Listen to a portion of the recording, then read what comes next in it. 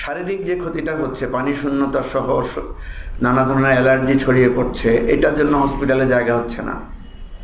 এবং আমাদের নেতা তাজুল ইসলাম সাহেব বলেছেন যে গত 30 বছরে ঢাকা শহরের 24 বর্গ কিলোমিটার জলাধার উধাও হয়ে গেছে এবং 10 বর্গ কিলোমিটার সবুজ গাছ কেটে সাফ করে ফেলা হয়েছে শুধু ঢাকা শহরে।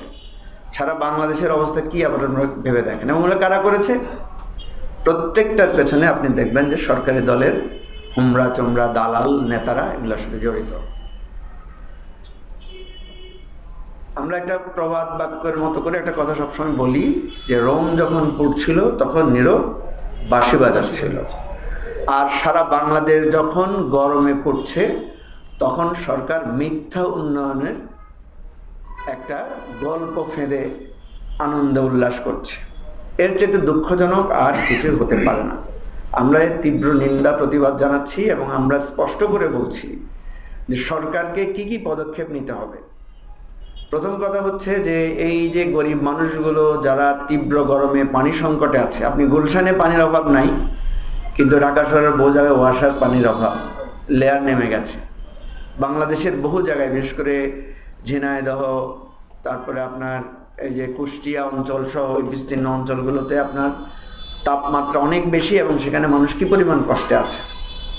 লোডশেডিং, ঢাকা শহরের অভিজাত এলাকায় এসি ব্যবহার করে তারা আরো ওয়ার্ম করে তুলছে শহরটাকে, বিভিন্ন অঞ্চলকে, কিন্তু সাধারণ একটা ফ্যানের বাতাস এই সার্ভিসটা পাওয়া একজন মানুষের মৌলিক অধিকার। আমি কয়েকদিন ঢাকার বাইরে ছিলাম, আমি দেখেছি যে কমপক্ষে 4 থেকে 5 ঘন্টা লোডশেডিং গ্রাম অঞ্চলগুলো, তারা সেখানে কি বিপর্যস্ত জীবনযাপন করছে।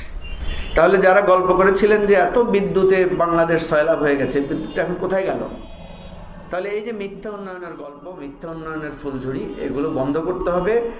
এবং মানুষের বদদোয়া কিন্তু গভীর রাত্রে যখন সে ঘুমাতে পারে না, গভীর রাত্রে যখন সন্তান কষ্টে কেঁদে ওঠে, এই মনের বদদোয়া এই সরকারের প্রতি লাগবে। এই আমরা বলছি যে জনগণের কষ্টকে আপনারা বোঝেন, জনগণের কষ্টকে ভোট চুরি করে ক্ষমতার বাহাদুরি দেখিয়ে এইভাবে অবমাননা করবেন না। আপনাদের জন্য কঠিন পরিণতি অপেক্ষা করবে, আমরা বারবার সতর্ক করছি। তো সেজন্য আমরা সবাইকে আহ্বান করব যে এই পরিবেশ বিপর্যয় কিন্তু এখানে শেষ না। আমাদের নেতা তাজুল ইসলাম সাহেব, ব্যারিস্টার ফুয়াদ বলেছেন যে এটা কিন্তু বাড়বে।